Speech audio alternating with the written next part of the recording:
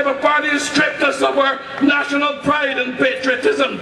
There was a time when the national anthem played and every soul that had life stood at attention to regard and to respect our national anthem. We now live in a day where people in the presence of the singing of the national anthem will utter profanities and have no regard for the sacredness of such a symbolism in the society. But I'm saying that the day will come, and the day will come because the Democratic Labour Party will reinstitute some national core values that begin with respect for every individual and respect for the nation.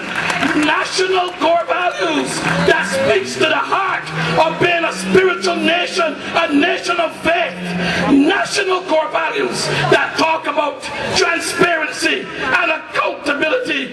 We will reintroduce those values back in the lives of our people and our nation. They've broken down our systems.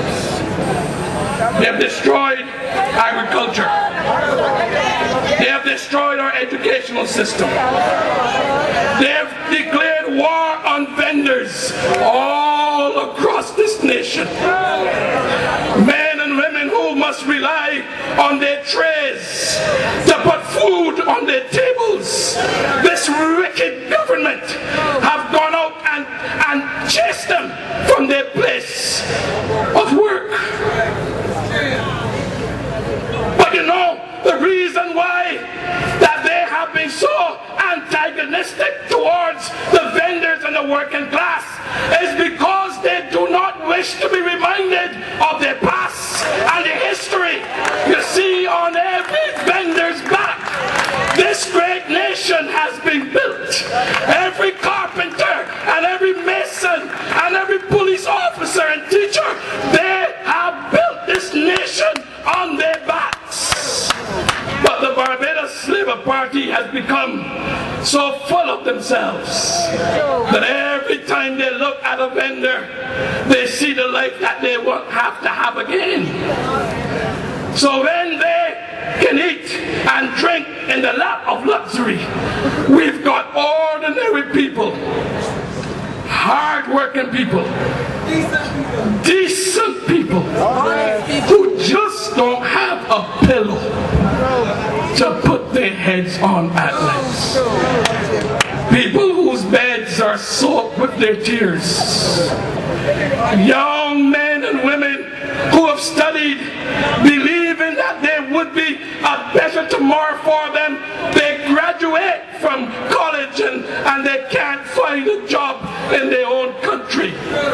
People who've been on a waiting list for 15 years for a piece of land to build a house, and they can't get a piece of land. And you've got some people who are supposed to be sharing land to the masses who are keeping the lots for themselves. That's the kind of Barbados that we now live in.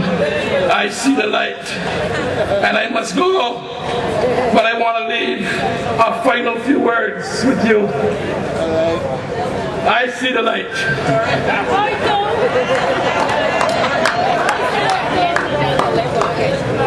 Ladies and gentlemen, we are ready to offer our people a new and a better deal. A new and a better deal because we have heard the call from the north and the south. We have heard the call from the east and the west. And the voices of those who call are now compelling us to say to us, it's time for change. It's time for change because we cannot pass on a debt-ridden country to the next generation. It's time for change. It's time for change because we cannot sit idly by and watch our parents and grandparents suffer during their golden years when they would have suffered during their years of youth. It is time for change.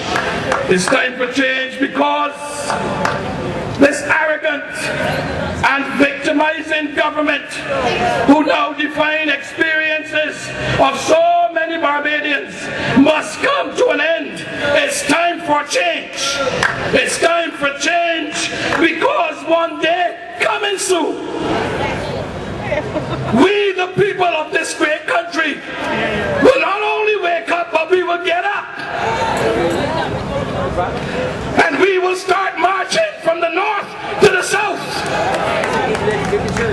And we will tell them one by one, 30 against 30, that the time for change is now, and that we will achieve the change for our people. And now the end is near. They have done it their way, but we are going to do it our way. Every one of you, get to your feet. Get up. We are going to do it our way. We are going to do it the people's way. We are going to make a difference in this country once and for all, and get rid of this bandit that they call Oyata or Alibaba and his 40 thieves. Good night. God bless you. We love you.